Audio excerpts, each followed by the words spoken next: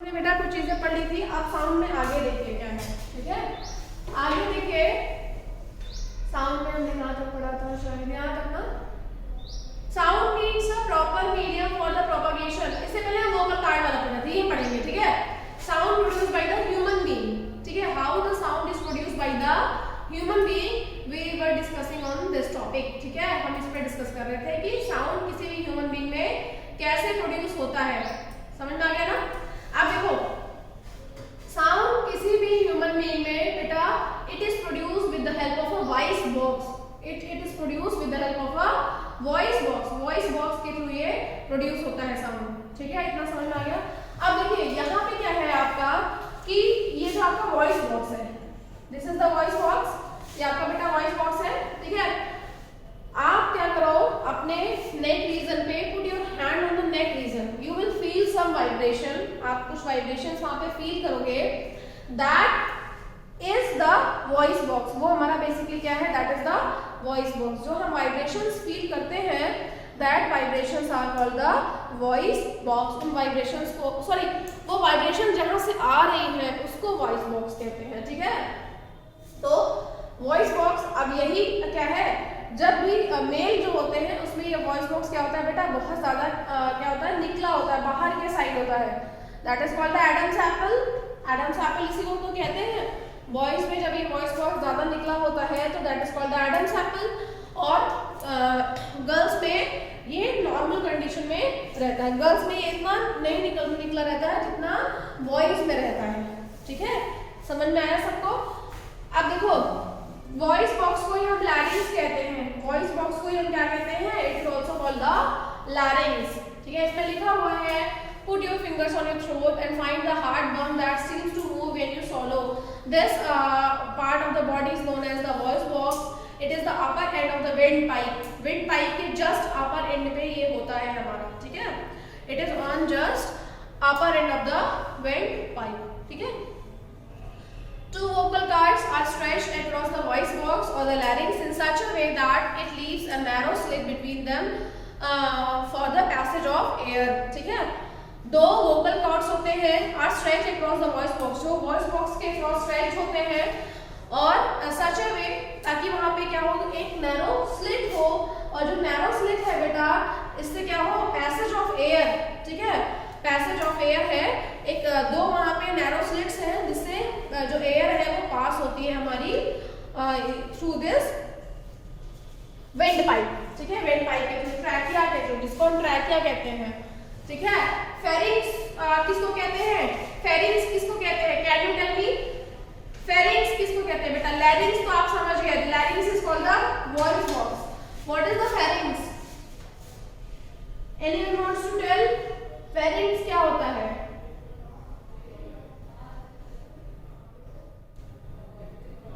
Pharynx बताएंगे कोई, anyone want to tell. ये जैसे लैरिंग्स है वैसे भी आपका फेरिंग्स होता है, PHYRANX फेरिंग्स। फेरिंग्स होता है फूड पाइप, ठीक है, फूड पाइप, या फिर इसको इसोफेगस भी कहते हैं, ठीक है। और ट्रैकिया एक आपका होता है बेटा trachea, TRACHEA trachea. Trachea is the wind pipe. ये आपकी क्या है, ट्रैकिया आपकी विंड पाइप है बेटा, ठीक है। ट्रैकिया विंड पाइप है, फेरिंग्स फूड पाइप है और लैरिंग्स आपका वॉइस बॉक्स है। लैरिंग्स यहाँ पे क्या है, it is the voice box. ये आपका वॉइस बॉक्स होता है, ठीक है। तो इतना समझ में आ गया। तो जो आवाज निकलती है, जो वाइब्रेशंस आती है वो हमारे वॉइस बॉक्स के थ्रू ही आती है, ठीक है।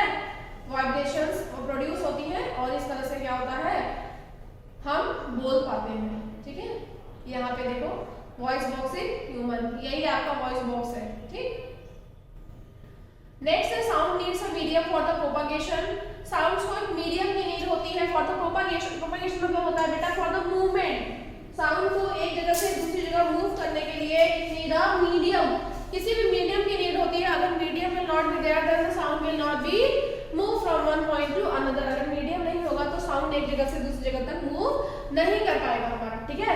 जैसे फॉर एग्जांपल देखो यहाँ पे क्या है, एयर के छोटे छोटे पार्टिकल्स हैं, ठीक है। इस तरह से हमने क्या बना रखा है, एयर के छोटे छोटे पार्टिकल्स बना रखे हैं। अब साउंड मूव करेगी, ठीक है, तो इन्हीं एयर के पार्टिकल्स के थ्रू एक से दूसरी जगह पहुंचेगी, इसी को तो मीडियम कहते हैं। अगर यहाँ कुछ है ही नहीं, जैसे मान लो दो पहाड़ है, ठीक है, दो बड़े बड़े पहाड़ है और दो पहाड़ के बीच में बड़ी सी खाई है और एक पर्सन को यहाँ से वहां तक जाना है, ठीक है, तो उसके पास कितने रास्ते हैं जाने के। पहला तो अगर वो जाएगा तो जंप कर जाएगा, नीचे खाई में नहीं जाएगा, तो ही नीड्स अ मीडियम, उसको एक मीडियम की जरूरत है। मीडियम के लिए क्या लगा सकता है वो, यहाँ पे कुछ लकड़ी का लगा सकता है, ये भी उसका मीडियम हो सकता है कि नहीं, है ना। मतलब एक जगह से दूसरी जगह पहुंचने के लिए उसको एक मीडियम की जरूरत होगी, समझ में आ रहा। जैसे एग्जांपल में टू माउंटेन्स आर देयर, दो माउंटेन्स हैं, ठीक है, एक माउंटेन ये है, एक माउंटेन ये है, two mountains are there. A person is standing on the mountain first, that is this is the mountain first, this is the mountain second. A person is standing on the mountain first. एक person है जो पहले वाले mountain पे खड़ा हुआ है, ठीक है, on the mountain first. अब क्या है, he has to go on the second mountain, वो उसको दूसरे पे जाना है, ठीक है, बट बीच में एक बहुत ही खराब सी वैली है, यहाँ पे खाई है। अगर ये पर्सन यहाँ गिरेगा तो सीधे मर जाएगा। एक एग्जाम्पल बता रही हूँ मैं, ठीक है। मीडियम मतलब क्या होता है, मैं उस मीडियम का मतलब बता रही हूँ। जो मीडियम यहाँ पे लिखा हुआ है, that sound needs a medium for the propagation. Sound को एक मीडियम की नीड होती है टू प्रोपागेट, प्रोपागेट करने के लिए इट नीड्स अ मीडियम। तो उसी मीडियम की बात मैं कर रही हूँ।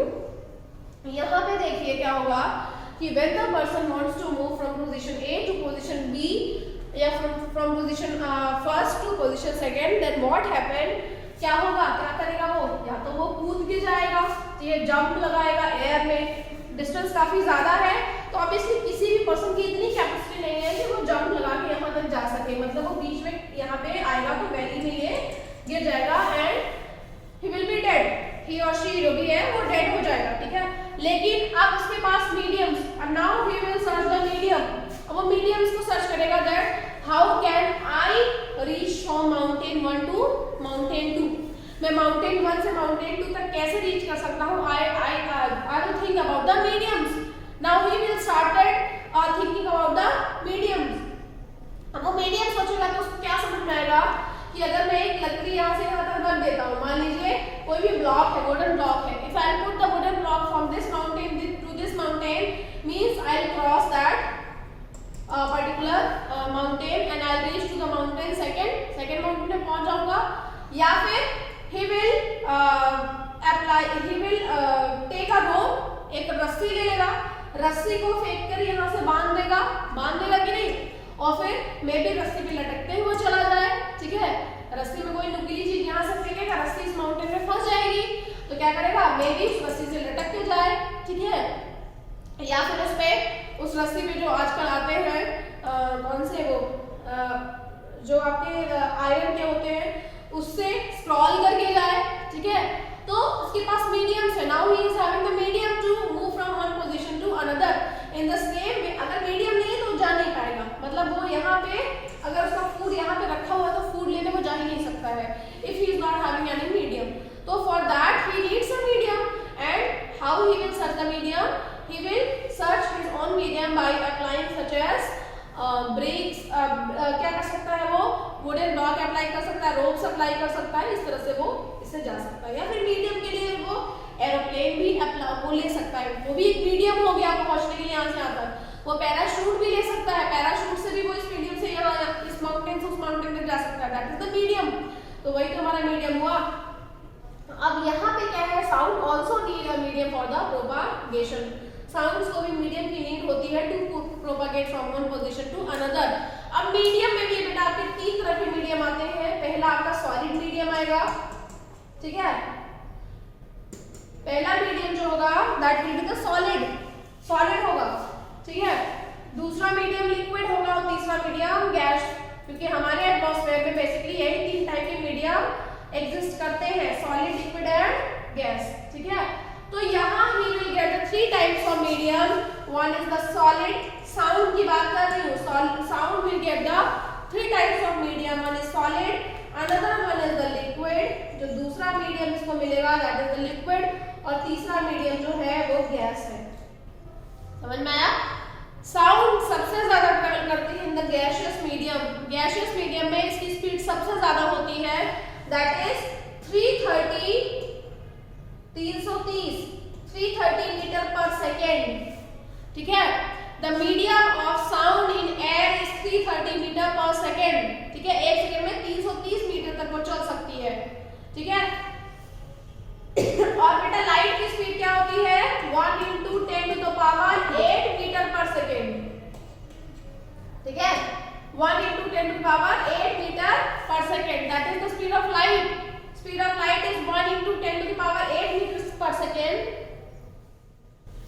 Speed of light is 1 × 10⁸ metre. मैं यहाँ लिख देती हूँ, speed of light is 1 × 10⁸ metre per second. This is the speed of light.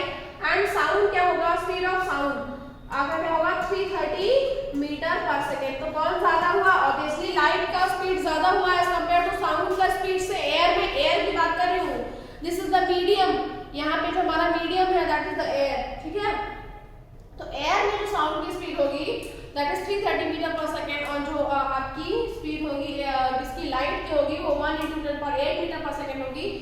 इसीलिए जब भी कभी आप बारिश में देखते हो, बारिश सभी ने देखा होगा, और आप देखते हो कि बादल एकदम से क्या कर रहे हैं? बादल आवाज करते हैं, गरजते हैं। ठीक है, तो वाई पहले गरजने से पहले बिजली चमकती है हमेशा। ठीक है, होती है कि नहीं? लाइटिंग होती है। तो लाइटिंग प्रोसेस जो है वो साउंड के प्रोसेस से पहले आता है। मतलब बादल जो बिजली पहले चमकती है, फिर बादल गरजते हैं। क्यों? दोनों साथ में चलते हैं। ऐसा नहीं है कि साउंड और लाइट दोनों वहां से साथ में ही निकल रहे हैं। साउंड और लाइट बेटा दोनों क्या हो रहे हैं? साथ में रिलीज हो रहे हैं। लेकिन speed of light is more than speed of sound. इसलिए लाइट हमको पहले सुनाई देती है, दिखाई देती है, और साउंड हमको बाद में सुनाई देता है। ठीक है, हम देखो आसमान में जब भी बिजली चमकेगी तो बादल जरूर गरजता है। ठीक है, क्यों? Because the speed of light is more than speed of sound. Speed of light जो है वो साउंड की स्पीड से बेटा ज्यादा होता है। इतना समझ में आ गया सबको? इतना सबको समझ में आ गया कि नहीं आया? Yes ma'am. ठीक है, इतना समझ में आ गया ना? अब देखिए, तो साउंड हमेशा एक मीडियम की जरूरत होती है मूव करने के लिए। अगर मीडियम नहीं है तो साउंड चलेगा ही नहीं। मीडियम में आपको मैंने बताया 3 मीडियम होते हैं बेटा, एयर होता है, वाटर होता है, और सॉलिड होता है। साउंड की स्पीड सबसे कम आपकी सॉलिड में होती है, सबसे मिनिमम सॉलिड में होती है, मैक्सिमम एयर में होती है। ठीक है, साउंड की स्पीड सबसे मिनिमम सॉलिड में होगी, मैक्सिमम एयर में होगी, और वाटर में मॉडरेट रहती है।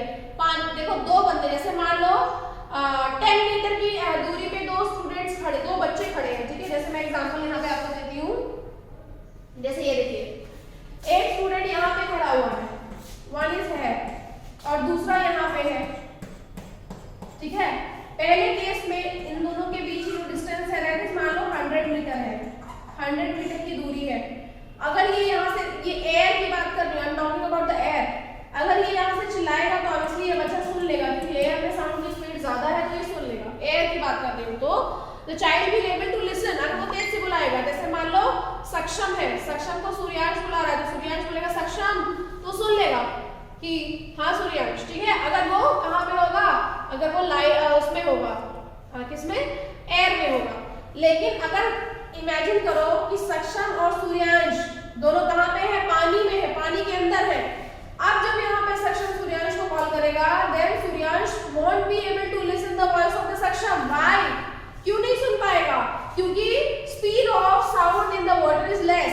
ठीक है, कम है, तो वो धीरे धीरे जाएगी, देर में सुनेगा। जब तक ये बोलेगा उसके बाद ये सुनेगा, कुछ देर बाद जब तक ये सुनेगा तो ये दूसरा वर्ड बोलेगा कि सक्षम मैं डूब रहा हूँ, सूर्यांश मैं डूब रहा हूँ, मुझे बचाओ, मैं पानी के अंदर हूँ। ठीक है, या फिर मैंने मछली देखी है, या फिर मैंने ऑक्टोपस देखा है, जस्ट कम हियर। ठीक है, तो जितनी देर में वो बोलेगा, जितनी देर में सुनेगा, उतनी देर में इसका दूसरा सेंटेंस आ जाएगा, फिर उसको जाते जाते टाइम लगेगा। ठीक है, तो अगर यही सेम कंडीशन वाटर में है तो बहुत मिनिमम स्पीड होगी, और यही सेम कंडीशन अगर सॉलिड में है तब तो माशाअल्लाह, तब तो कोई कंडीशन ही नहीं हो सकती है। सक्षम और सूर्यांश दोनों को दीवार में चुनवा दिया जाए। ठीक है, सक्षम वहां से चिल्ला रहा है, सूर्यांश सुनो मैं दीवार के अंदर हूँ, सुनाई नहीं देगा। ठीक है, या वो सूर्यांश दीवार के बाहर है, सक्षम को अंदर बंद कर दिया गया। ठीक है, या फिर आप कवर्ड में ही बंद करके देख लो, कवर्ड में बंद कर दो, सॉलिड कवर्ड है, ठीक है, सॉलिड है। अगर कहीं भी कोई पैसेज नहीं है एयर का कोई भी पैसेज नहीं है तो व्हाट हैपेंड, उसकी आवाज उसको सुनाई नहीं देगी, ठीक है, चाहे वो कितना भी चिल्लाता है। तो speed of sound in air मतलब थोड़ी बहुत सुनाई देगी, ऐसा नहीं है कि बिल्कुल भी नहीं सुनाई देगी, लेकिन सॉलिड में बहुत ही कम रहेगी आवाज, ठीक है, ये होता है। और बेटा एक मीडियम और होता है, दैट्स कॉल्ड द वैक्यूम। एक और चीज होती है vacuum. Speed of sound in vacuum is 0, ठीक है। वैक्यूम में स्पीड, साउंड का स्पीड जो होता है वो हमारा 0 होता है, मतलब वैक्यूम में साउंड मूव ही नहीं कर सकता, चल ही नहीं सकता है, समझ में आया। तो speed of sound in vacuum is 0, समझ में आया। Speed of sound is maximum in air, that is 330 metre per second. Minimum in solid में वो सबसे कम होता है, और सबसे ज्यादा 0 मतलब मिनिमम होता है, इसका मतलब है कि 0 नहीं होगा, कुछ वैल्यू होगी, ठीक है, या 10 मीटर पर सेकेंड होगी, ठीक है, 100 मीटर पर सेकेंड होगी, लेकिन कुछ वैल्यू होगी। लेकिन साउंड वैक्यूम में उसकी स्पीड 0 होगी हमारी बेटा, ठीक है। वैक्यूम में speed of sound will be 0, ठीक है, इतना समझ में आ गया। वैक्यूम में it will have the 0 speed. इतना सबको क्लियर हुआ कि नहीं? क्लियर हो गया बेटा? Is it clear to everyone class? सबको क्लियर हुआ कि नहीं? फिर मैं आगे बताऊं। चलो इतना क्लियर हो गया सबको। अब देखिए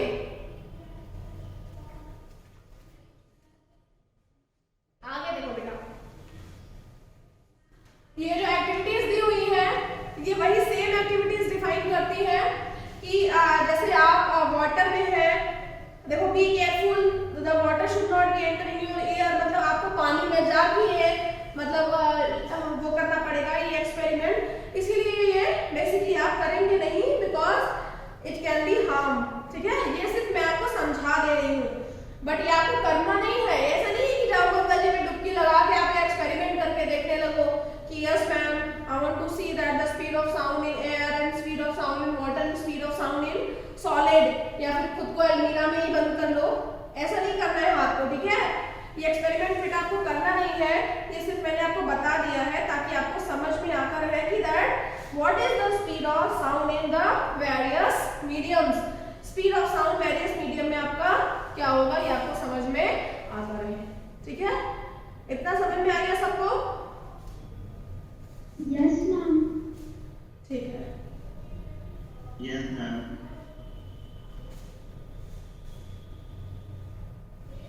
इतना समझ में आ गया तो अच्छी बात है। अब आगे देखते हैं।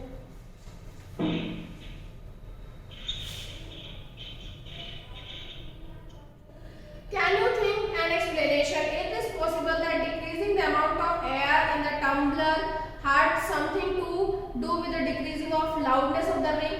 ये मैं आपको बता रही हूँ, टम्बलर और रिंग का कोई एग्जांपल लिया होगा। इसका सीधा सा मतलब है कि जब आप एयर की कंडीशन को हटा रहे हैं, मतलब एयर हटा रहे हो, तो आपको लाउडनेस थोड़ी कम सुनाई देगी, ठीक है। जैसे मैंने आपको कंडीशन बताई ना सूर्यांश और सक्षम वाली, कि सूर्यांश और सक्षम अगर एयर में खड़े हुए हैं वो तेजी से बोलेंगे, उसको सुनाई भी देगा। वाटर में है तो लाउडनेस थोड़ी सी डिक्रीज हो जाएगी, वो धीरे धीरे सुन पाएगा क्योंकि स्पीड उसकी उतनी ज्यादा नहीं होती है। और सॉलिड में है तो बिल्कुल ही धीरे सुन पाएगा, कभी कभी तो सुन भी नहीं सकता है, ठीक है। या फिर आप एक चीज सॉलिड वाला एग्जांपल देखो, देख सकते हो, जैसे एक रूम और दूसरे रूम में है, दो बच्चे दो रूम अलग अलग रूम में है, ठीक है, और अलग अलग रूम में अगर चिल्ला रहे हैं, या फिर क्लास में ही देखो, क्लास में अलग अलग रूम में बच्चे चिल्लाते रहते हैं, तो एक सॉलिड की दीवार है, ठीक है, एक वॉल बनी हुई है, उस वॉल की वजह से वॉइस सेम मतलब एकदम करेक्ट वॉइस दूसरी क्लास में नहीं जा पाती है ना। जबकि वॉइस जा क्यों रही है सेकंड क्लास में, voice why the voice is going in the second class, दूसरी क्लास में क्यों जा रही है? Because some air is also there, कुछ एयर भी वहां पे प्रेजेंट है ना, तभी तो जा रही है। मतलब एयर कहां से आ रही है?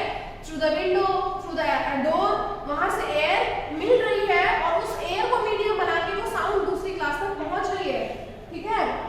बट इन रियलिटी की अगर हम बात करें तो उसमें क्या होता है, अगर हम पूरे रूम को पूरा क्लोज कर देंगे, या फिर आप देख सकते हो जैसे आप कार में जाते हैं ना, तो क्या करते हैं, जो आप 4 व्हीलर यूज करते हैं, अगर आप उसको पूरा शीशा बंद कर दीजिए, उसके अंदर से कोई कोई भी चिल्लाता रहे तो बाहर आवाज नहीं आएगी। ऐसा होता है कि नहीं?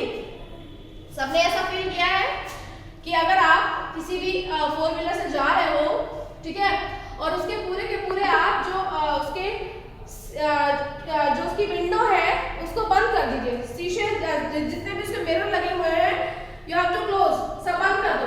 जब बंद कर दोगे तो आप उस गाड़ी के अंदर से चिल्लाते रहिए, बाहर वाला पर्सन आपकी आवाज नहीं सुन पाएगा, ठीक है, because solid restrict the movement of the sound. Solid जो है वो साउंड के मूवमेंट को क्या कर देगा? रिस्ट्रिक्ट कर देगा, रोक देगा। समझ में आया ना? डिक्रीज कर देगा। क्या कर देगा? डिक्रीज कर देगा। तो धीरे धीरे लाउडनेस कम होती जाएगी, मतलब एयर में है तो ज्यादा लाउडनेस, वाटर में है तो उससे कम लाउडनेस, और अगर आपका सॉलिड में है तो बेटा सबसे कम लाउडनेस, ठीक है। तो बताने का हमारा ये मतलब है कि that speed of sound in air will be the maximum and the speed of sound in the air is maximum and speed of sound in the solid is minimum, और वैक्यूम में speed of sound is 0। अगर हम vacuum की बात करते हैं तो vacuum में हमारा जो साउंड का स्पीड होगा that will be the 0 speed, vacuum में हमारा 0 स्पीड शो करेगा वो। तो यहाँ लिखा भी हुआ है बेटा, when the air has been removed completely from vessel, it is said to be there is a vacuum in the vessel, the sound cannot travel through the vacuum। Sound जो है वो वैक्यूम के थ्रू ट्रेवल ही नहीं कर सकता है, और जब साउंड वैक्यूम के थ्रू ट्रेवल नहीं कर सकता है तो speed of sound in the vacuum will be 0। Speed of sound जो वैक्यूम में होगा वो हमारा बेटा 0 होगा। ओके, इतना समझ में आ गया? Yes, ma'am. ओके, अब देखिए वही सेम एक्टिविटी है। देखो, टेक अ बकेट और द बाथ टब, ये आप कर सकते हैं, लेकिन कान को जैसे ही पानी में डालोगे तो क्या होगा? कान में पानी चला जाएगा, ठीक है। टेक अ बकेट और the bath tub, fill it with the clean water, take a small bell in one hand, shake this bell inside the water to produce the sound, make sure that the bell does not touch the body of the bucket or the tub, ठीक है। ये आपने experiment किया। यहाँ पे देखो आगे है, place your ear gently on the water, be careful that water should not be entered in the ear, can you hear the sound of the bell, does it indicate the sound can travel through the liquid, ठीक है, थोड़ा सा आपको सुनाई देगा। यहाँ पे पहेली ने क्या बोला? oh that's how the whales and the dolphins might communicating under the water, ठीक है। वो वाटर के अंदर कम्युनिकेट नहीं करती है, वो मतलब बहुत धीरे धीरे स्लोली साउंड जाती है, ठीक है। नेक्स्ट है, टेक अ मीटर स्केल और a long metal rod and hold it one end of your year, ask your friend to gently scratch the tap on the other end of the scale, can you hear the sound of the scratching? Ask your friend around you if they were able to hear the same sound, ठीक है। जो वो sound सुन रहे हैं, क्या आप भी उस साउंड को सुन पा रहे हैं? ये आप एक्सपेरिमेंट करना है। इन तीनों एक्सपेरिमेंट में सेम चीजें बताई गई हैं कि जो साउंड है वो हमारा वाटर में सबसे ज्यादा वो एयर में मूव करता है, सबसे कम वो सॉलिड में मूव करता है, और वैक्यूम में 0 होता है, ठीक है। हाउ, बोलो डाउट क्या है तुम्हारा बेटा? मैम, सॉलिड में तो ना पार्टिकल्स बहुत पास होते तो ठीक है, साउंड इसमें बहुत धीरे ट्रैवल करता है। साउंड में बेटा पार्टिकल्स बहुत पास होते हैं, ठीक है। तो जो वाइब्रेशंस है, ठीक है, अब जो पार्टिकल्स के बीच में है, देखो जैसे ये एक सेकंड, जैसे ये देखो पार्टिकल्स बहुत क्लोज है एक दूसरे के, तो जो साउंड की वाइब्रेशन है it will not get that much space. Vibration मतलब आप कह सकते हो एम्पलीट्यूड, जैसे एक तरह से ये आपकी साउंड वेव है ना, ये वेव है, तो एक तरह से आप कह सकते हो कि कंप्लीट वेव हमारा नहीं बन पाता है वहां पे सॉलिड के केस में। जैसे ही हमारा जैसे वेव बनने की कोशिश हुई तो क्या हुआ?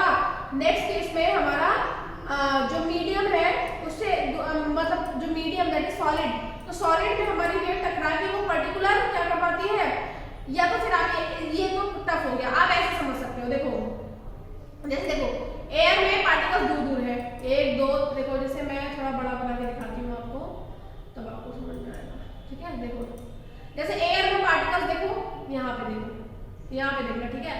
एयर के केस में पार्टिकल्स कितने दूर दूर है, ठीक है, ये एयर के केस की बात करें, ठीक है। और आपका सॉलिड के केस में पार्टिकल्स ये है, ठीक, ये आपके सॉलिड के केस की बात करें बेटा मैं। अब देखो दोनों में डिफरेंस देखो क्या होता है, क्यों सॉलिड में ज्यादा कम मूव करता है, एयर में ज्यादा तेज लाउडनेस हमको ज्यादा सुनाई देती है। एयर में यहां से जब इसने मूव करना शुरू करा, देखो यहां पे देखो,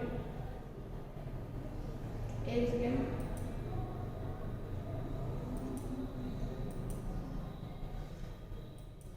ठीक है, देखिए एयर में जब यहां से यहां तक इन्होंने मूव करना शुरू किया पार्टिकल्स ने, तो पार्टिकल्स के बीच में जो वाइब्रेशन था वो भी मेंटेन है, ठीक है, वाइब्रेशन यहां से यहां तक मेंटेन है। जैसे मान लो कि बॉल तुम्हारी यहां से यहां तक रन करती हुई आई है ऐसे यहां तक, ठीक है, धीरे धीरे अगर वो अपने आप चलेगी तो ग्राउंड के फ्रिक्शन की वजह से स्पीड रिड्यूस हो जाएगी, वही सेम चीज यहां भी है। जब यहां से यहां तक जाएगा, यहां से यहां तक जाएगा और यहां से यहां तक जा रहा है, तो बीच में ये हमारा बीच में कुछ है नहीं, बीच में हम नहीं माने, एयर के पार्टिकल्स जहां जहां है वहां वहां मैंने गोला बनाया है, वहां वहां एयर के पार्टिकल्स है। तो जब एयर के पार्टिकल्स टकरा रही है तो उसकी इंटेंसिटी बेटा डिक्रीज हो रही है, धीरे धीरे डिक्रीज हो रही है, क्यों, क्योंकि पार्टिकल्स दूर दूर है। लेकिन इसमें देखो साउंड की इंटेंसिटी बहुत जल्दी डिक्रीज होती जा रही है, तुरंत तुरंत टकरा रहे हैं, धीरे धीरे कम होती जाएगी इंटेंसिटी। जब इंटेंसिटी कम होती जाएगी तो वो साउंड हमको धीरे सुनाई देगी, ठीक है, धीरे सुनाई देगी, इंटेंसिटी कम हो जाएगी तो वो हमको धीरे सुनाई देने लगेगी, समझ में आया ना। जैसे मान लो बॉल तुम दीवार में पहली बार अपने हाथ से फोर्स लगा के मारो तो बॉल की स्पीड ज्यादा होगी, इंटेंसिटी ज्यादा होगी, तो क्या होगा, पहली बार तो बहुत स्पीड में आएगा तुम्हारे सामने। अगर तुम उस बॉल को मारना छोड़ दोगी तो दोबारा भी मे भी हो सकता है वो बॉल पे जाए, लेकिन वो लेस इंटेंसिटी से वापस आएगा, ठीक है, वही सेम केस यहाँ भी होता है, इंटेंसिटी की बात होती है, ठीक। अब कोई डाउट और बेटा, अभी कोई डाउट नहीं है? No ma'am. अब देखो we hear the sound through the ear drums, हम ईयर ड्रम के थ्रू साउंड सुनते हैं। ये कैसे होता है ये मैं आपको बताने जा रही हूँ, ठीक है। यहाँ पे देखो ये डायग्राम देखिए, ठीक है,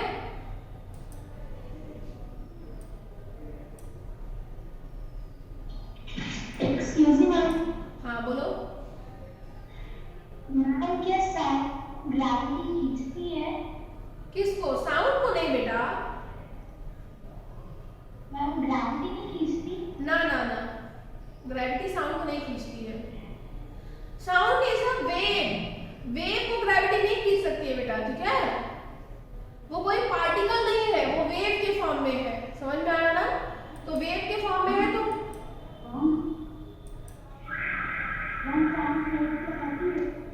क्या बेटा, साउंड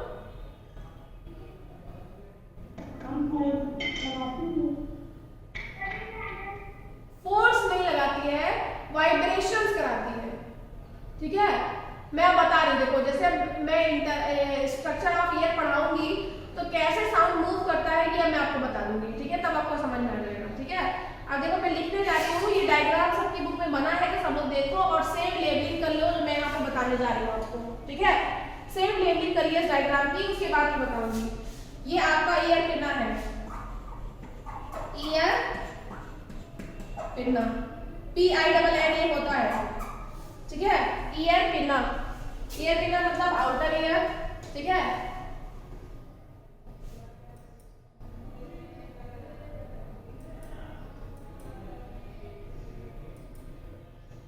ठीक, देखो बेटा आपका ईयर 3 पार्ट में डिवाइडेड है, ठीक।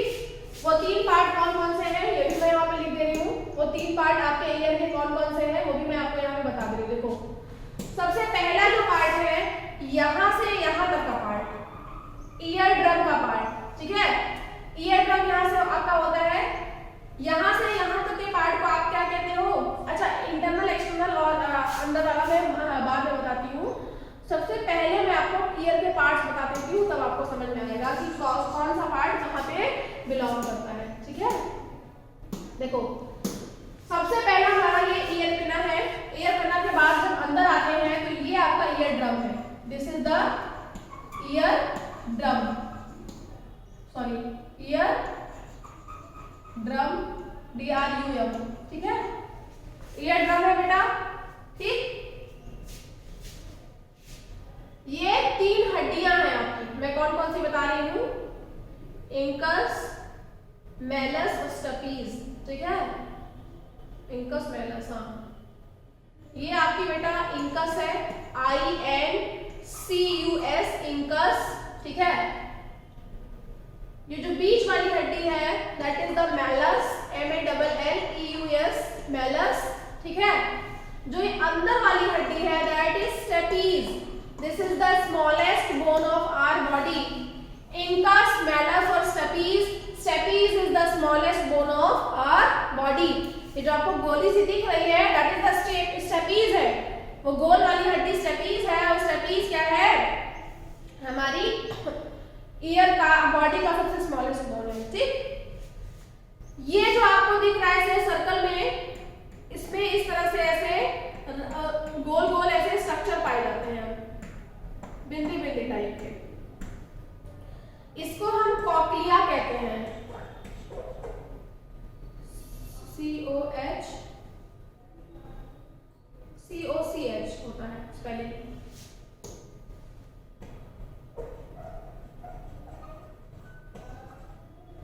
COCH होता है, ठीक है। कॉक्लिया, इसको कॉक्लिया कहते हैं, गोल वाला स्ट्रक्चर को। और इसके अंदर जो बिंदी बिंदी मैंने अभी बनाया है उसको कॉक्लियर फ्लूइड कहते हैं।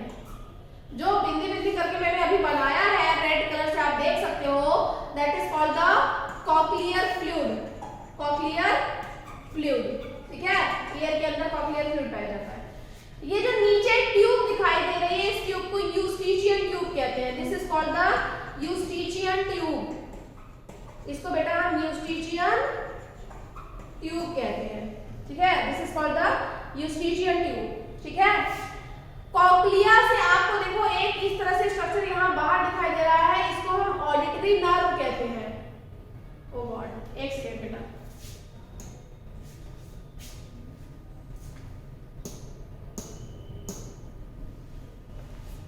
Just a second class.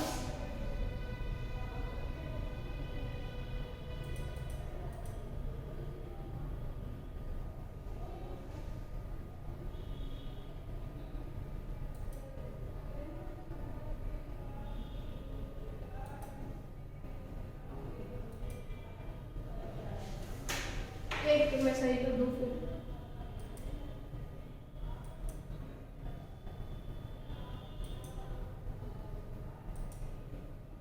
हाँ यहाँ पे हो गया,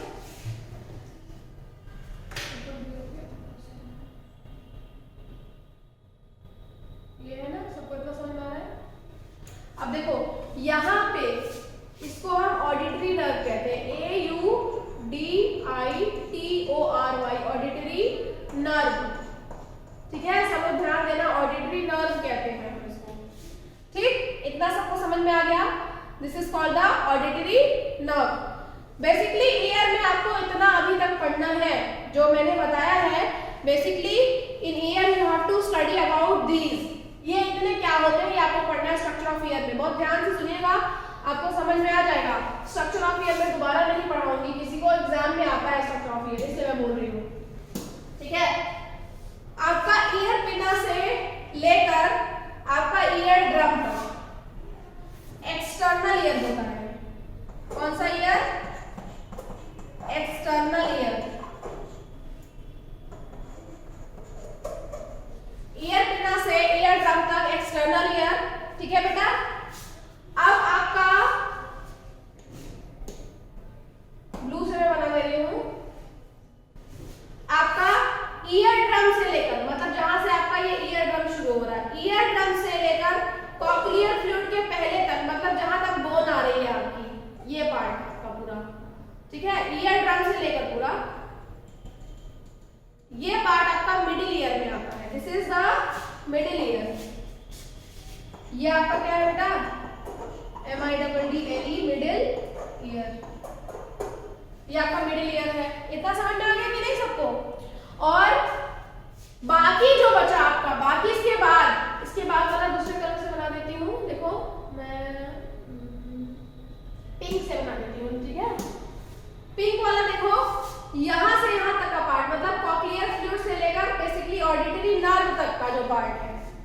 कॉक्लियर फ्लूइड से लेकर ऑडिटरी नर्व का जो पार्ट है, देखो पिंक से मैंने बनाया, इसको कहते हैं इनर ईयर। इनर ईयर समझ में आ रहा है सबको ये डायग्राम? अभी तक समझ में आया सबको ये डायग्राम? सब लोग इसका स्क्रीनशॉट ले लो, स्क्रीनशॉट ले लीजिए इसका, क्योंकि यही सेम डायग्राम आपको एग्जाम में बनाना है विद लेबलिंग। जो मैंने लेबलिंग बताई है वो आपको सेम ऐसे बनाना है, आप इसको लिख के अपनी कॉपी में बनाएंगे, ठीक है? अब देखिए ईयर में मैं आपको कैसे किस तरह से आपको चीजें सुनाई देती है, बैक एंड फोर्थ मूवमेंट अब आपको थोड़ा सा समझ में आ जाएगा, ठीक है? अब देखो बेटा, यहाँ पे आपको बैक एंड फोर्थ मूवमेंट आसानी से समझ में आ जाएगा। देखिए होता क्या है कि जो हमारी साउंड वेव है, साउंड रे है, ठीक है?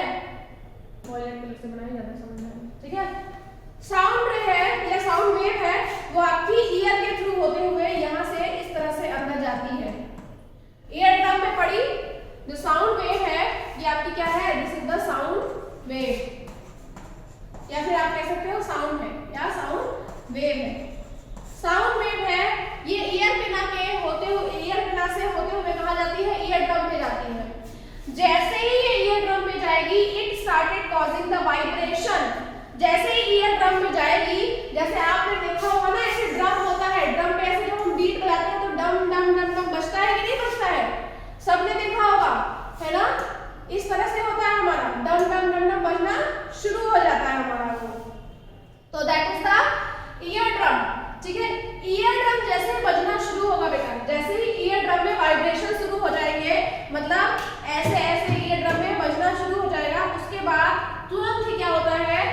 देखो ईयर ड्रम से ही अटैच हमारी इंकस है, ये वाली बोन है, देखो यहाँ पे पर्पल वाले में मैंने आपको दिखाया है, दिस इज द इंकस। यहाँ पे मैंने देखो बताया है ना, ये दोनों जो बोन्स है, this is the incus bone. Incus ear drum से जुड़ी हुई बोन रहती है। जैसे ही ईयर ड्रम में वाइब्रेशन शुरू हो जाएगी, इंकस वाइब्रेट करना शुरू कर देगी। समझ में आया ना? इंकस क्या करेगी? इंकस अभी तक कुछ हमको समझ में नहीं आया। जैसे मान लो मैंने बुलाया किसको? सूर्यांश को ले लो, मैंने सूर्यांश को बुलाया, हालांकि वो क्लास में होगा नहीं होगा मुझे नहीं पता। मैंने सूर्यांश को कॉल करा, मैंने कहा सूर्यांश, ठीक है? अब ये वर्ड सूर्यांश ये कान में नहीं जा रहा है कि सूर्यांश सूर्यांश, इस तरह से नहीं जाता है बेटा, वो वाइब्रेशंस जा रही हैं, ठीक है? वाइब्रेशंस कान के अंदर गई, ईयर ड्रम के पास, ईयर ड्रम वाइब्रेट हुआ। जैसे मान लो हम ईयर ड्रम कैसे बजाते हैं? ऐसे करके डम से बजाते हैं कि नहीं? तो समझ लो स्टिक है, ये ड्रम स्टिक है, जो वाइब्रेशंस है these are drum sticks. Drum sticks, जो ड्रम स्टिक्स हैं वो ड्रम में वाइब्रेशन कॉज करेंगी। जैसे ही ड्रम में वाइब्रेशन कॉज शुरू हो जाएगा, तुरंत आपकी जो इंकस बोन है उसमें वाइब्रेशन शुरू हो जाएगा। इंकस बोन जब वाइब्रेट करना शुरू कर देगी, after that incus is attached to the malleus. देखो इंकस यहाँ पे मेलस से अटैच्ड है कि नहीं? इस पोजीशन पे incus is attached to the malleus. In malleus bone vibration starts. जैसे ही इंकस में वाइब्रेशन स्टार्ट होगा, मेलस बोन में वाइब्रेशन स्टार्ट हो जाएगा। अब वाइब्रेशन में ये कहीं नहीं है कि I am talking about the Suryansh, या फिर I am talking about the sound, या फिर I am talking about the year. उसमें कहीं मेंशन नहीं है कि मैं किसी के बारे में बता रही हूँ, ठीक है? सिर्फ वाइब्रेशन है, कोई पर्टिकुलर वर्ड है ये मेरे कान को या फिर ये मेरे ईयर ड्रम को नहीं पता, ये आपके ईयर ड्रम और आपके कान को नहीं पता है कि मैं क्या बोल रही हूँ, ठीक है? सिर्फ वाइब्रेशंस जा रही हैं। वाइब्रेशन से हमारी जो मेलस बोन है, इट स्टार्टेड वाइब्रेट करना। और मेलस से देखो स्टेपीज जुड़ी हुई है, स्टेपीज देखो मेलस से जुड़ी हुई है ना बेटा? स्टेपीज, जो हमारी स्टेपीज बोन है वो हमारी मेलस से जुड़ी हुई है, और स्टेपीज में वाइब्रेशन शुरू हो जाएंगे। और देखो स्टेपीज से ही हमारी यहाँ पे ब्लैक कलर की जो कॉक्लिया है वो अटैच्ड है। कॉक्लिया अटैच्ड है कि नहीं स्टेपीज से? जैसे ही स्टेपीज में वाइब्रेशन शुरू होगा, हमारा कॉक्लिया वाइब्रेट करना शुरू कर देगा, ठीक है? जो हमारे ईयर का कॉक्लिया है, it will start vibrating. Cochlea हमारा वाइब्रेशन शुरू कर देगा। जैसे ही कॉक्लिया ने वाइब्रेशन करा बेटा, ठीक है? जैसे ही वाइब्रेशन हमारा कहाँ पे हुआ? कॉक्लिया में हुआ, ठीक है? वाइब्रेशन कहाँ हुआ? कॉक्लिया में। जैसे ही वाइब्रेशन हमारा स्टार्ट हुआ, व्हाट हैपेंड? क्या होगा हमारा? तुरंत ही कॉक्लियर फ्लूइड एक्टिव हो जाएगा। क्या होगा? ये जो आपका कॉक्लियर फ्लूइड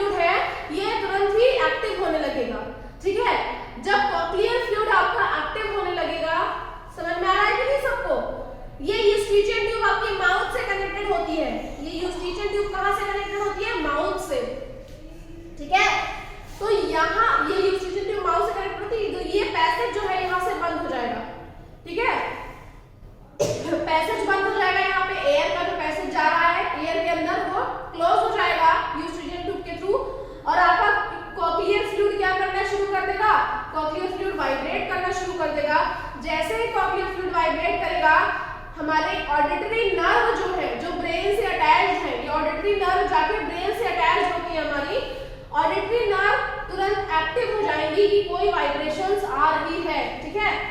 ऑडिटरी नर्व हमारी जैसे ही एक्टिव होंगी तो they will send the information to brain, वो ब्रेन को इंफॉर्मेशन पहुंचाएंगी।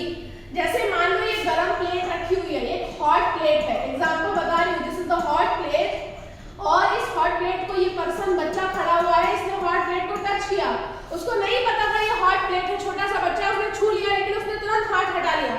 हाथ हटाने का क्या रीजन है कि जैसे उसने हॉट प्लेट को छुआ, क्या हुआ, उसकी स्किन में रिसेप्टर्स पाए जा रहे थे, receptors are present in the skin. Receptors हमारे 5 रिसेप्टर्स होते हैं, nose, eyes, ear, mouth and skin, 5 type के रिसेप्टर्स पाए जाते हैं, ठीक है। नोज जिससे आप स्मेल करते हो, आईज जिससे आप देखते हो, ठीक है, नोज में आपका ऑल्फैक्टरी रिसेप्टर होता है, आईज में आपका फोटो रिसेप्टर होता है, स्किन आपका थिगो रिसेप्टर होता है, टच स्किन से, टच से पता चलता है ना, और टेस्ट, माउथ आपका टेस्ट के लिए होता है बेसिकली, जिससे हमको टैंगो रिसेप्टर पता चलता है, ठीक है। तो रिसेप्टर्स आपके होते हैं बेटा, रिसेप्टर्स आप क्या करते हैं, सिग्नल पहुंचाते हैं ब्रेन तक, फिर ब्रेन उसको डिकोड करके हमारे तक पहुंचाता है, समझ में आया ना वापस, और हम उस चीज से हाथ हटा लेते हैं। जैसे अगर गर्म चीज है, मान लो किसी का माइंड वर्क नहीं कर रहा है, तो उस गर्म चीज में हाथ रखा रहेगा, ठीक है, भले उसको जलेगा लेकिन वो हाथ रखा रहेगा, क्यों, क्योंकि उसके रिसेप्टर्स इतने एक्टिव नहीं है कि वो ब्रेन तक सिग्नल पहुंचाए और उसका ब्रेन उसको वापस बोले कि नहीं, this is the hot thing and we have to remove our hand from that, this is the hot plate and we have to remove our hand from that hot place, या फिर ये गर्म पानी है, इससे हमें अपने हाथ को हटाना है, ये ब्रेन सिग्नल पहुंचाता है हमको, ठीक है, तभी हम तक पहुंचता है। या आजकल ठंडियों में देखो मम्मी लोग गर्म पानी करती होंगी, आप लोग जाके हाथ डाल के चेक करते हो कि कितना गर्म है कितना नहीं, तो जैसे आप हाथ डालते हो बहुत ज्यादा गर्म, तुरंत आपका हाथ हट जाता है, निकल जाता है। तो क्यों निकलता है, बिकॉज वो स्किन जो है, रिसेप्टर है उसमें, वो ब्रेन तक मैसेज पहुंचाती है कि this is the hot thing, ये कोई गर्म चीज है, फिर ब्रेन उसको डिकोड करता है कि नहीं, अगर ये गर्म है तो वी विल बी हार्म, ये हमको harm, sorry, it will cause harm to us, ठीक है, ये हमको हार्म पहुंचा सकता है, it will cause burn to us, तो ब्रेन हमको ये बात बताएगा कि ये हमको हार्म पहुंचा सकता है, that is why we should remove our hand from that hot plate या from that hot water, and in that condition we are removing our hand, हम उस केस में अपने हाथ को रिमूव कर लेते हैं। ऐसा करते हैं कि नहीं करते हैं, हम होता है ना ऐसे सबके साथ, तो सेम यही कंडीशन बेटा आपकी इस पे भी अप्लाई होती है, ठीक है। ब्रेन को जैसे ही ऑडिटरी नर्व्स को वाइब्रेशन की इंफॉर्मेशन मिली कि या there are the some vibrations which are coming, कुछ वाइब्रेशंस जो आ रही है, अब जैसे ही उसको वाइब्रेशन की इंफॉर्मेशन मिलती है, it become active and it will pass the message to brain, ये ब्रेन को मैसेज पहुंचाएगी, ब्रेन इसको डिकोड करेगा कि मान लो मंजुलिका मैम है and she is talking about the Suryansh, she is calling the Suryansh, that Suryansh please come here, वो यही बुला रही है, ठीक है। तो अब ये जो सूर्यांश वर्ड है that is decoded by the brain and फिर ब्रेन उसको मोटर नर्व के फॉर्म में मैसेज वापस इस कॉक्लिया को पहुंचा देगा और हम उसको डिटेक्ट कर लेंगे कि क्या बोला जा रहा है। इस तरह साउंड हमको सुनाई देता। अब हमारा ही साउंड हमको कैसे सुनाई देगा, हमारे वोकल कॉर्ड से आवाज निकली, साउंड निकला, अब वो साउंड हमारे माउथ, जैसे मान लो ये माउथ है और ये ईयर है, ठीक है, तो माउथ से वो साउंड ईयर में भी तो जा रहा है, जो मैं बोल रही हूँ मुझे भी सुनाई दे रहा है, जो आप बोल रहे हो आपको भी सुनाई देगा, ठीक है। जैसे मैंने बोला हाय श्रेया, तो हाय श्रेया मुझे भी सुनाई दिया कि नहीं, श्रेया को तो सुनाई दिया ही दिया, और मुझे भी सुनाई दिया, that is the back and fourth movement, वही होता है आपका back and fourth movement. And in this way the structure of year works, इस तरह से आपका हमारा जो ईयर है वो वर्क करता है, and this is the function of year, ये हमारा ईयर का पूरा फंक्शन है। सबको समझ में आ गया कि नहीं, सबको समझ में आया structure of year, that is what is the basic structure of year, सबको समझ में आ गया ना कि ईयर में, ईयर हमारा 3 पार्ट में डिवाइडेड है, internal ear, external ear and middle ear, या आप कह सकते हो इंटरनल ईयर, आउटर ईयर और middle ear. Year is divided into 3 parts, basically 3 part में हमारा ईयर डिवाइडेड है, और उन तीनों पार्ट में आप इस तरह से बता सकते हैं। क्लियर है ना बेटा सबको? Yes ma'am. ठीक है, ये डायग्राम याद रखिएगा। इजी है ना? बाकी जो चीजें हैं वो मैं कल पढ़ाऊंगी, ठीक है? बाकी जो है ईयर के अलावा आपको जो मैंने पढ़ाया है वो मैं कल पढ़ाऊंगी। Okay okay class, thank you, that's all for today.